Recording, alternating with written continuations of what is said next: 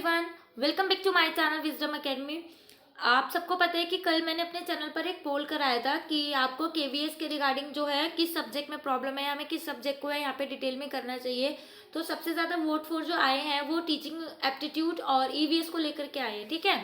तो I thought कि EVS को स्टार्ट करना थोड़ा सा इजी रहेगा क्योंकि ईवीएस की जो बुक्स हैं एनसीईआरटी की वो इजीली अवेलेबल है ऑनलाइन और हम सबको हमारे आसपास के स्कूल से भी आराम से वो बुक्स मिल सकती हैं। और सेकंड रीज़न क्या है ईवीएस को करने का कि इसके जो चैप्टर है ना बहुत इजी है। मीन्स कि जो थर्ड चैप्टर जो थर्ड क्लास की बुक है ना उस चैप्टर उसके जो सारे चैप्टर्स हैं उनका कंटेंट ना बहुत इजी है।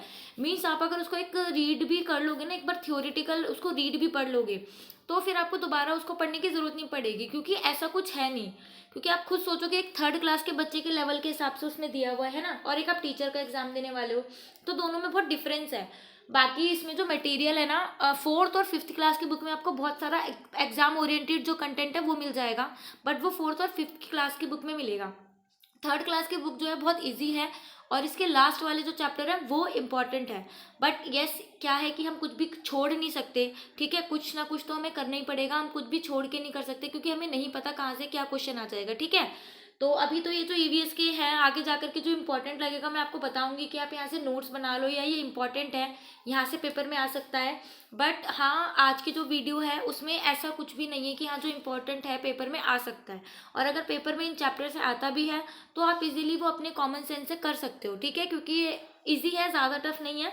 तो ठीक है, हम स्टार्ट करते हैं। ये हमारी थर्ड क्लास की बुक आसपास, थर्ड क्लास की ईवीएस की बुक है ये आसपास, ये उसका पहला चैप्टर है। तो देखते हैं उसमें क्या है, पहला चैप्टर अपना डिस्कस करते हैं, ठीक है। तो ज़्यादा टाइम वेस्ट नहीं करते, स्टार्ट करते हैं। तो ये है चैप्टर 1, डाल डाल पर ताल ताल पर, ठीक है। तो इस चैप्टर के नाम से ही समझ में आ रहा होगा, डाल डाल पर यानी कि पक्षी और ताल ताल पर यानी कि जानवर। तो सारा चैप्टर जो है इनसे रिलेटेड होने वाला है। ईवीएस का मतलब है क्या क्या है, एनवायरमेंटल स्टडीज़, यानी जो हमारे आसपास की सारी चीज़ें हम उनके बारे में स्टडी करने वाले हैं, ठीक है। तो देखते हैं क्या है, ये पूनम और उसकी मम्मी की स्टोरी है, उससे रिलेटेड हमको एनवायरनमेंट से रिलेट किया गया है, ठीक है। तो माँ आज मुझे स्कूल भेज दो ना, 2 दिन से घर में बैठे बैठे बोर हो गई हूँ, पूनम बोली। माँ ने जवाब दिया, तुम्हें अभी बुखार है, बाहर जाकर चारपाई पर लेट जाओ। चारपाई पर लेटे लेटे पूनम को नींद आ गई। अचानक उसके चेहरे पर कुछ गिरा, वह हड़बड़ाकर उठी। उसने अपने गाल पर हाथ लगाया।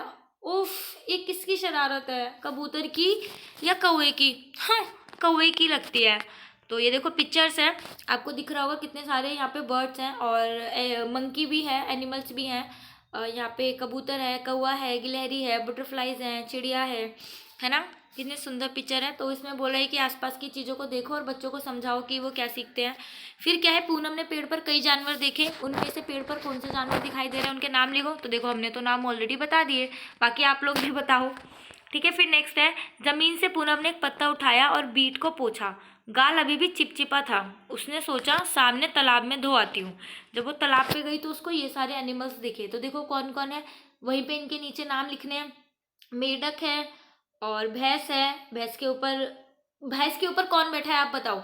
और बकरी है और कछुआ है। और ये जो भैंस के ऊपर कौन बैठा है ये आपको पता है, सीटेट का बहुत ज़्यादा मोस्ट फेमस क्वेश्चन है कि भैंस के ऊपर एक जानवर बैठा रहता है जो भैंस के कीड़े निकाल करके खाता है, इसलिए जो भैंस है उसे भगाती नहीं है। तो उसका नाम क्या है, ठीक है। ये कौन सा पक्षी है जो भैंस के ऊपर बैठता है और उसके कीड़े खाता है, ये आपका होमवर्क है, आप मुझे बताओगे, ठीक है। बहुत फेमस क्वेश्चन है सीटेट का और हो सकता है आ जाए, बाकी वो आगे भी आएगा, हम उसको भी पढ़ेंगे, ठीक है।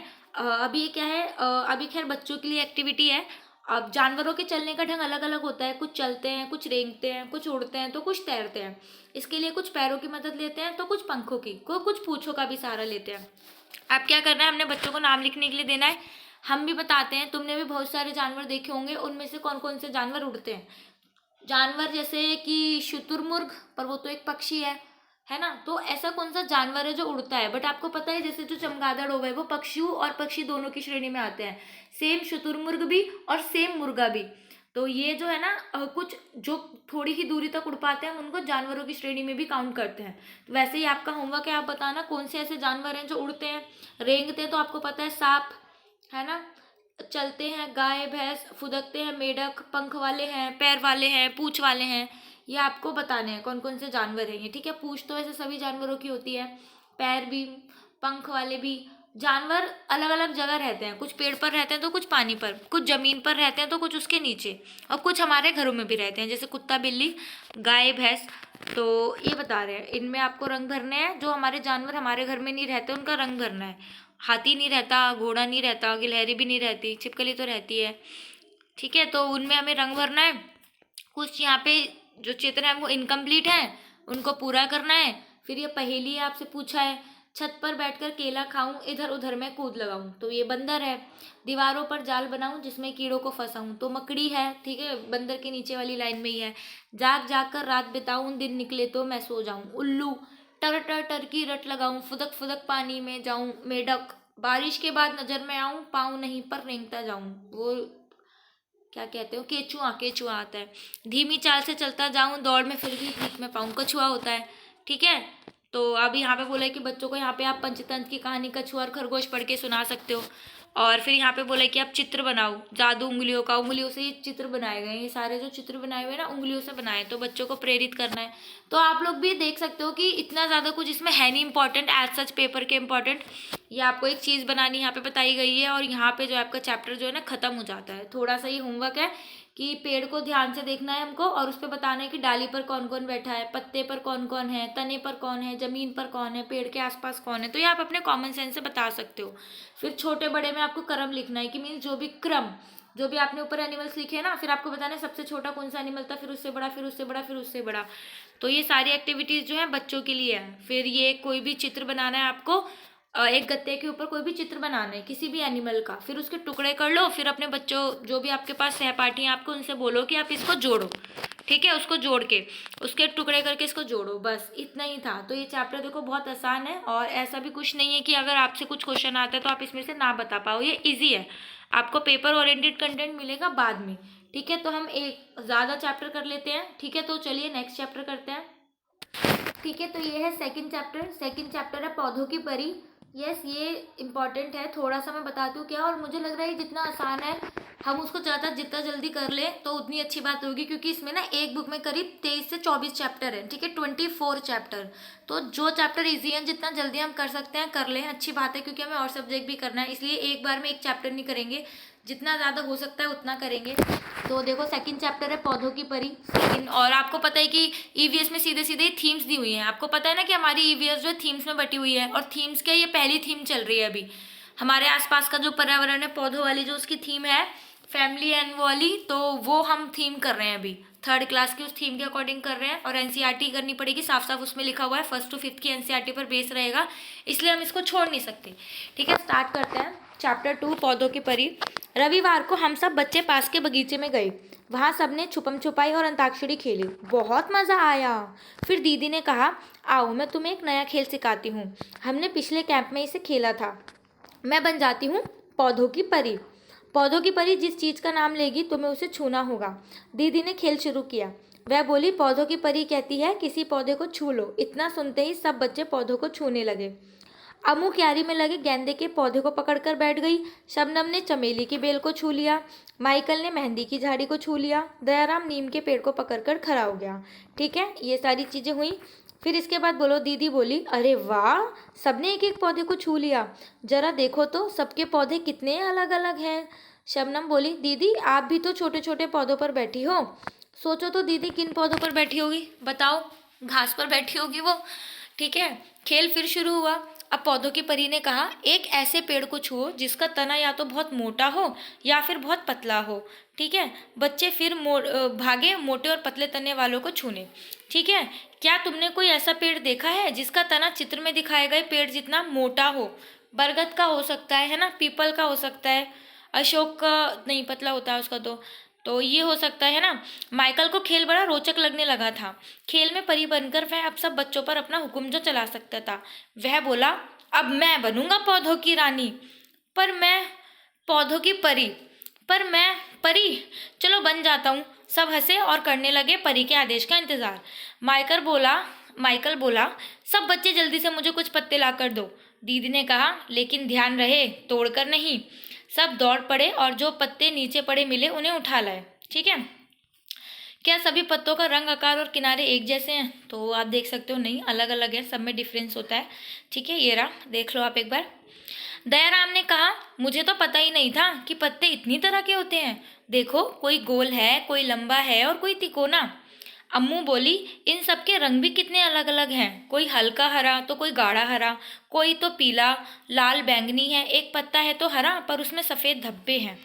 शबनम बोली, देखो पत्तों के किनारे भी तो कितने अलग अलग हैं, किसी पत्ती का किनारा सीधा है तो किसी का कटा फटा, कुछ के किनारे तो आरी की तरह हैं। अब मैं बनूंगी पौधों की परी, अम्मू और शबनम इकट्ठे बोले।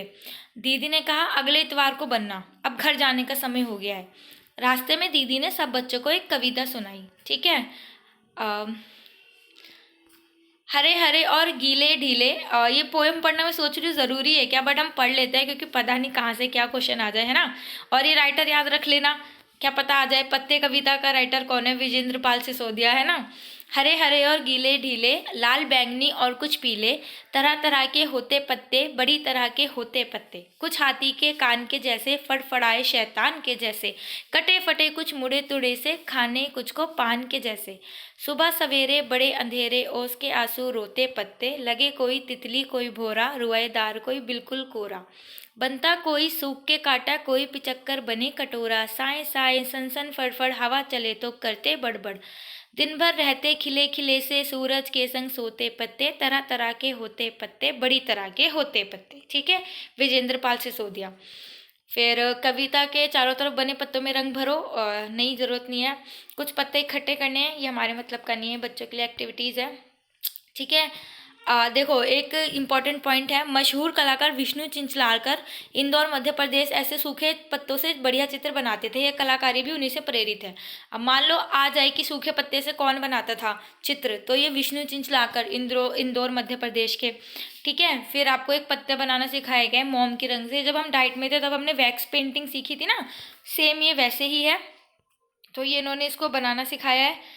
और फिर इससे पूछा है कि कौन कौन सी चीज़ों पर फूल पत्तियों का डिज़ाइन बना हुआ है, तो ये नहीं आएगा पेपर में हमारे, है ना, चित्र वाला कोई चीज़ ऐसा। और बस अब यही है आपको बताने कि ऐसे पेड़ पौधों के नाम लिखो जिन्हें कभी नहीं देखा, कितनों को जानते हो, कितने पर सुनो।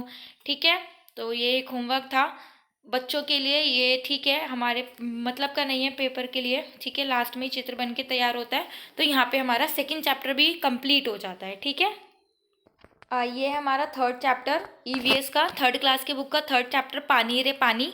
तो ठीक है, स्टार्ट करते हैं। मुंह धोऊंगा पानी से, मुन्ना कहता नानी से, प्यासे पानी पीते हैं, पानी से सब जीते हैं, जाने कब से पानी है, कितनी बड़ी कहानी है, कहीं औस है बर्फ़ कहीं पानी ही, क्या भाप नहीं, सब रूपों में पानी है, कहती ऐसा नानी है, नदियाँ बहती कल कल कल, झरने गाते छल छल छल, तालों में लहराता जल, कुओं में आता निर्मल, धरती पर जीवन लाया, खेत सींच कर लहराया, पर जब बाड़े लाता है, बड़ी आफत ढाता है। तो ये पोएम किसने लिखी है, श्री प्रसाद ने। ठीक है, फिर इससे रिलेटेड ये लिखा हुआ है कि देखो अगर आप लोग क्लास में कोई पोएम वगैरह गाते हो तो वो आप पोएम लिख के दिखाओ, कोई भी पोएम सुनाओ। ठीक है, फिर इसके बाद कविता से जुड़ी कौन सी बात, तो मतलब पानी के बारे में क्या क्या बात की गई है, पानी को क्या क्या बोला गया है, पानी कहाँ कहाँ पर है। फिर पोएम से रिलेटेड ही आपको बोला है कि जिन कामों में हमें पानी की ज़रूरत है उन पर टिक लगाओ, जैसे खेलने में या गाना गाने में, चाय बनाने में तो चाय बनाने में है, आटा गूंदने में है, नाव चलाने में है, तो उन पर टिक करना है। फिर ऐसे 4 काम जो पानी के बिना आप कर सकते हो, आप लिख लोगे, बच्चे भी लिख लेंगे। तुम पानी के बिना नहीं कर सकते, वो भी हम लिख लेंगे। फिर किसके लिए कितना पानी, तो सबसे पहले हमें काम दे रखे हैं। ठीक है, फिर ठीक है, ये तो आप आराम से कर लोगे कि हमें सबसे ज़्यादा पानी किस में लगता है, नहाने में या पीने में या घर धोने में, खेत में पानी देने में। उसको क्रम से लिखना है, क्रम से, कि पहले नंबर पे कौन सा आएगा, दूसरे नंबर पे कौन सा, तीसरे नंबर में कौन सा। ठीक है, ये भी आप कर लोगे। कहाँ से पानी मिलता है हमको, ये भी आप आराम से कर लोगे। उसके ऊपर सर्कल लगाने हैं, जैसे झील, कुआं, तालाब, झरना, सागर। ठीक है, तो ये सारी चीज़ें ये आप आराम से कर लोगे। मीन्स में इसलिए इसको कर रही हूँ जल्दी जल्दी, क्योंकि पेपर के पॉइंट ऑफ व्यू से नहीं है इंपॉर्टेंट इतना, ये हम कर लेंगे अगर आता भी है ना। तो ये रहा, अब जैसे कि जिसमें हम पानी भर के रख सकते हैं उसको सर्कल करना है, उसको कलर करना है। तो ये सारी चीज़ें हैं। अब जैसे ये बर्तनों में सभी ऊपर तक पानी भरा हो, तो किस बर्तन में सबसे कम पानी होगा, किस बर्तन में सबसे ज़्यादा पानी होगा, है ना, ऐसे करके। अब है नेक्स्ट एक एक्सपेरिमेंट टाइप है। ठीक है, एक्सपेरिमेंट, ये प्याजे की थ्योरी से आप रिलेट कर सकते हो। अब देखो कैसे, छुटकी चकराई, हिरेन और छुटकी को बहुत गर्मी लग रही थी। अंकल ने कहा, रुको मैं तुम्हें आम का पन्ना देता हूँ। उन्होंने 2 स्टील के ग्लास भरकर बच्चों को पकड़ाए, पर चुटकी ने जिद पकड़ी, मुझे तो कांच के ग्लास में ही पीने में मजा आता है। अंकल ने पन्ना एक कांच के ग्लास में उलट दिया, पर नहीं, छुटकी फिर भी नहीं मानी। बोली अंकल आपने मुझे तो कम दिया है, तुम्हें क्या लगता है क्या छुटकी के क्लास में कम पढ़ना था? अब देखो वही कर दिया। ये है ना कंजर्वेशन, संरक्षण, जो पियाजे की थ्योरी में है, क्योंकि इस टाइम के जो थर्ड क्लास के बच्चे हैं देखो 5 6 7 7 साल की उम्र में चल रही है, ठीक है, पर 2 से 7 साल उनकी क्या होती है, पूर्व संक्रियात्मक अवस्था होती है, तो उसमें बच्चों को संरक्षण नहीं प्राप्त होता, उसके बाद वाली स्टेज में आता है। तो अभी बच्चों को नहीं आया होगा, मतलब ये उस टाइम पे स्टेज पर है कि हाँ ये यहाँ से संरक्षण का कॉन्सेप्ट सीख सकते हैं कि पतले में और मोटे में अगर बराबर है तो मीन्स कि आयतन देखना चाहिए, वॉल्यूम देखना चाहिए, मतलब मात्रा मेन फोकस होता है, एरिया से कोई फर्क नहीं पड़ता, लंबा छोटा मोटा नहीं, आयतन वैल्यू रखता है, तो वो चीज़ यहाँ से बच्चे सीख सकते हैं। फिर जो अलग है उसके ऊपर सर्कल लगाने, जैसे कि मान लो अब ये हम कर सकते हैं, जैसे कि मान लो हमसे एक नंबर में क्वेश्चन आ जाए कि इनमें से विषम चुनो, तो नदी पहाड़ तालाब नल या सोता, इसमें से अलग क्या है? तो पहाड़ अलग होगा, क्योंकि नदी तालाब नल और सोता हमें पानी देते हैं, पहाड़ नहीं देता। अब देखो इसमें अलग क्या है, नहाना, कपड़े धोना, तैरना, कंघी करना और आटा गूंदना, तो इसमें क्या अलग हो सकता है, कंघी करना, क्योंकि आटा गूंदना और इन सब के लिए तो देखो पानी चाहिए, कंघी करने के लिए पानी नहीं चाहिए, तो ये अलग हो सकता है, ठीक है। तो मीन्स ये एक क्वेश्चन यहाँ से बन सकता है कि इसमें से विषम चुनो या इसमें से अलग क्या है ना। नेक्स्ट है मछली, बतख, बंदर, मगरमच्छ और कछुआ, तो देखो इसमें से क्या अलग हो सकता है, बंदर, क्योंकि ये चारों ही लोग पानी में रहते हैं और रह सकते हैं, बट बंदर नहीं रह सकता है ना, तो वो, क्योंकि मगरमच्छ और कछुआ बाहर भी रह सकते हैं बट पानी में भी रह सकते हैं, इसलिए बंदर अलग है। कार, नाव, बस, रेलगाड़ी और साइकिल, देखो कार, बस, रेलगाड़ी, साइकिल बाहर चलती है रोड पे, नाव चलती है पानी में, तो नाव अलग है, ठीक है, एक नंबर का आ सकता है तो कर लिया। अब देखो रंगों से खेल करना है, ये कुछ नहीं है, बस एक एक्सपेरिमेंट टाइप है जो बच्चों को हम एक्टिविटी कराते हैं, ये हम छोड़ सकते हैं। तो ये हमारे इस तरीके के ना 3 चैप्टर हो गए, ये बहुत इजी है, पर इसी तरीके से ना करीब 24 चैप्टर है थर्ड क्लास में, इसी तरीके से 25 26 चैप्टर है फोर्थ और फिफ्थ में, तो बहुत बहुत है, 3 चैप्टर हो गए। और आप इस वीडियो का रिव्यू या रिस्पॉन्स बताओ कि अगर ये ठीक है, आपको लगता है कि आपको इस चीज़ से समझ में आ रहा है या आप इससे आगे ऐसे कर सकते हो, तो हम इसको आगे कंटिन्यू करेंगे। नहीं तो अगर ये आपको ये फ़ायदे की चीज़ नहीं है, आपको काम में नहीं आ रही, तो फिर देखो आपका टाइम वेस्ट करके और मेरा टाइम वेस्ट करके कुछ नहीं जाएगा, हम अपना अलग अलग नोट्स भी प्रिपेयर कर सकते हैं, ठीक है। तो आप इसका रिव्यू मुझे प्लीज़ कमेंट में बता सकते हो।